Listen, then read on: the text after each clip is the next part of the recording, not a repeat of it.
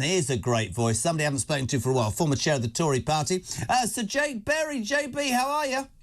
I'm very well, Jeremy. Thank you for having me on. Lovely to see you again. It's been a while since we shared 2 bottles of red wine and fell out of that hotel across there. Look at his face. I've never had a drink in my life.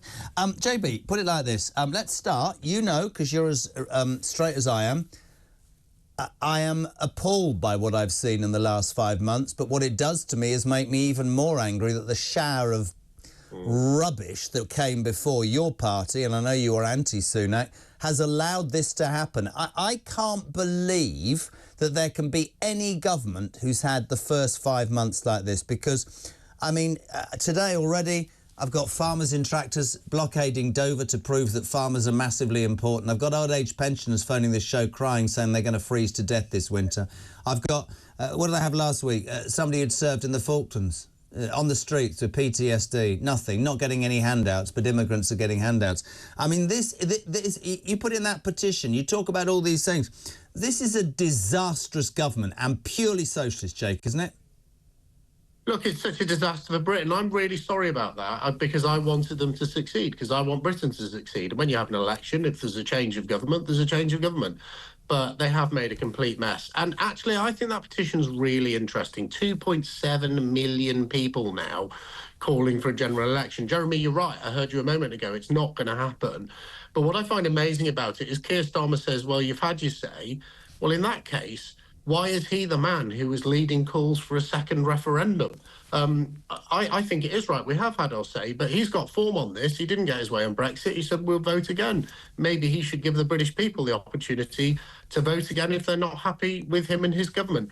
It's terrible. Britain is in decline. Britain is not thriving. I want to see us succeed as a nation. I'm a patriot first before I'm anything else.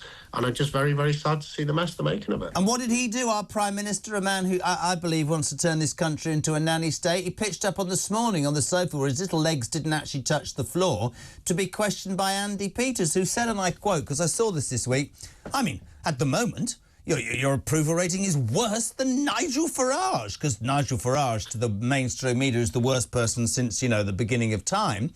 That was in itself something. But this morning, you're supposed to be the Prime Minister of this country. He cannot get out and talk to people. He spends his entire time abroad because he knows in a short space of time, I don't know what you think, I will tell you that your party left Downing Street with the highest taxation in 70 years. That's an appalling statistic. But this guy, after 20 weeks, has managed to alienate what I'd call some of the bedrocks of our society, pensioners, farmers. I mean, I don't know if you were watching the show. I'm live to a guy sat out there. He's a 4th-generation beef farmer. I know you represented a rural community. And you know, he said, we're not... It's custodians of farms. We're going to be utterly screwed, but so are the British people, because the bloody government will end up importing food at 3 times the cost. Yeah, I mean, you know, first of all, about the Andy Peters interview, I mean, you know, I thought Andy Peters did really well. He's no Jeremy Paxman, but, you know, the Prime Minister is really wooden. He's as wooden as Pinocchio and tells as many lies as him. You know, and Andy Peters had him pinned on a breakfast television show. It is not Newsnight or coming on and talking to you on TalkTV. Sorry, Andy Peters is no Jeremy Paxman. Oh. Sorry, Andy Peters is no Jeremy... Kyle. Okay, Kyle, you got me. Yeah. I mean, Jeremy Paxman's no Jeremy Kyle. He's a legend. But no, you're right, and he doesn't seem to... I'd love to know, because you were part of you resigned. You had nothing to do with Sunak. Let's talk the other thing that's in the news today. Vauxhall yesterday blaming this electric vehicle obsession over its decision to shut the plant in Luton. Electric vans moving to Ellesmere Port. 1,100 jobs gone. You know, the government is supposed to be for working people. I also will blame I will blame Boris and Theresa May and Sunak. This obsession with net zero. Do politicians of all parties not understand, Jake? The British people ain't friggin' interested, excuse my French. They're interested in getting the things that we know, which are doctor's appointments and cheaper lives. That's really what they are. So what I find tragic about this is that that's 1,100 people living around that Luton plant who no longer have a job, and they will all have a mortgage, rent, car finance, kids to look after. That is the absolute tragedy of those 1,100 jobs. As far as I'm concerned, just sacrificed on the altar of net zero. Look, we wouldn't have to punish manufacturers for not selling electric vehicles if they were a product we actually wanted. Yeah. And you're absolutely right. This all started with Theresa May bringing the net zero in, then Boris doubled down on it. And then Rishi said he'd relaxed it, but he hadn't actually, because he still left these stringent punishments in place if you don't buy an EV. I don't drive an EV. I've got no problem with people who want to do. They work really well in towns. They don't really, frankly, work outside major cities because the distances you want to travel are often too large. Do not let the market decide. This has been created by a group of civil servants sitting down and deciding what they think the winner of a technological race will be.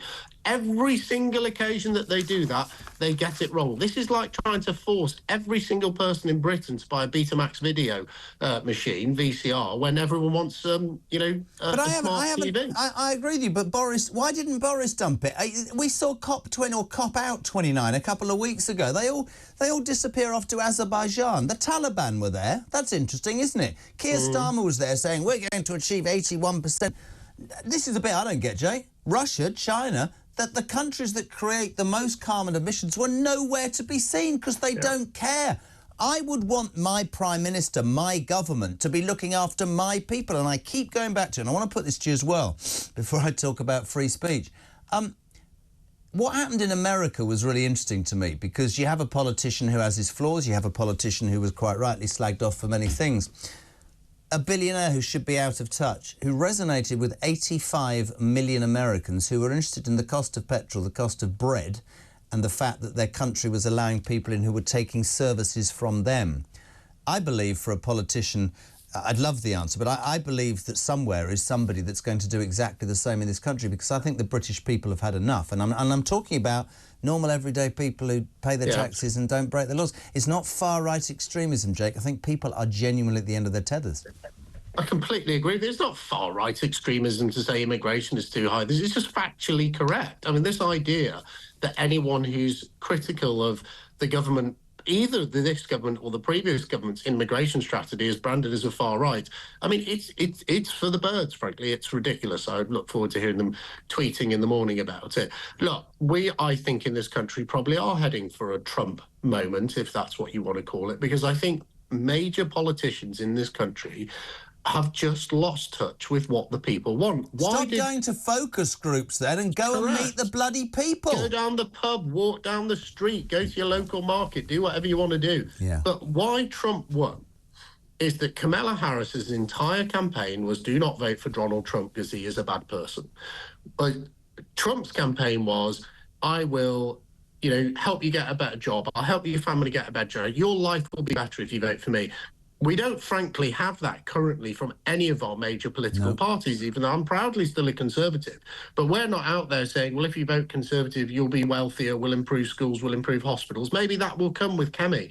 Everything is negative. Everything is about managing decline in this country. I am absolutely fed up of it. Because I've got 3 kids, I live in this country, I want this country to succeed, and I want politicians who come out and talk about issues that matter to me, and that top issue is how they're going to improve my life and my family. And frankly, whoever comes out with that narrative at the next election is going to be the winner. What do you make of your new leader, very quickly?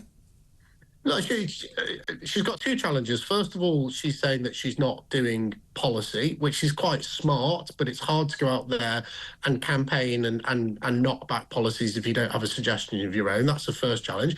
And the second challenge is she's inexperienced. She is showing a bit of inexperience at PMQs, but Kemi is almost as good as Keir Starmer. On some days, she's better than him. She is going to get better and better. He is not going to get better. He has had years doing this, and he's still absolutely bloody awful. So I think, project work in progress, but I think she, it could be something really great. And finally, you used to grace the House of Commons this afternoon. The Labour MP for Birmingham, Hall Green and Moseley, a Tahir Ali who has form, asked Sir Keir Starmer at Prime Minister's question time, Sir Jake, will the Prime Minister commit to introducing measures to prohibit the desecration of all religious texts and the prophets of the Abrahamic religions?